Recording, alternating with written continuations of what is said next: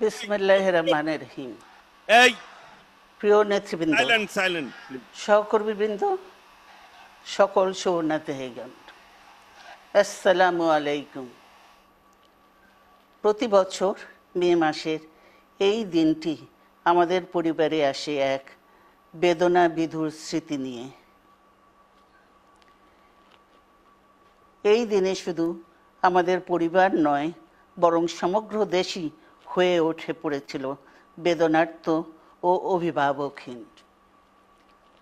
আমাদের প্রিয় মাতৃভূমি বাংলাদেশের জন্মের সাথে জড়িয়ে থাকা এক অবিচ্ছেদ্য নাম শহীদ প্রেসিডেন্ট জিয়াউর রহমান, যে চট্টগ্রাম থেকে স্বাধীনতার ঘোষণা করে তিনি এ দেশের সাথে তার নাম অবিচ্ছেদ্য করেছিলেন।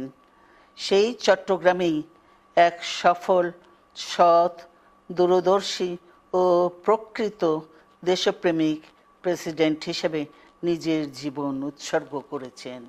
এদেশে গণতন্ত্র, স্বাধীনতা, সংবাদপত্র ও বিচার বিভাগের স্বাধীনতা, স্বনির্ভরতা ও উন্নয়ন এবং নিজস্ব জাতীয়তাবাদ সৃষ্টির অনন্য রূপকার শহীদ জিয়া, যে গণতন্ত্র প্রতিষ্ঠা আর সার্বভৌমত্ব রক্ষার লড়াইয়ে তিনি শাহাদাত বরণ করেছেন, সেই গণতন্ত্র নিরবচ্ছিন্ন যাত্রা আজও বাধাগ্রস্ত হচ্ছে প্রতি পদে পদে।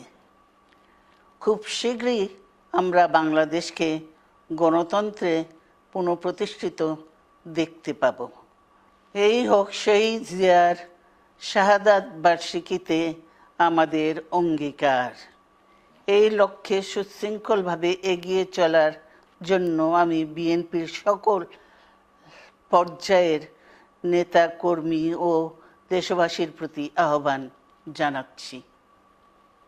মনে রাখবেন, সবার জন্য গণতন্ত্র ও উন্নয়নের মাধ্যমে সকল সমস্যার সমাধানের যে রাজনীতি শহীদ জিয়া রেখে গেছেন, তা বাস্তবায়নের মাধ্যমে তার প্রতি শ্রদ্ধা জানাতে হবে। আমরা তার বিদায়ী আত্মার মাগফিরাত কামনা করছি। আল্লাহ হাফেজ। বাংলাদেশ জিন্দাবাদ।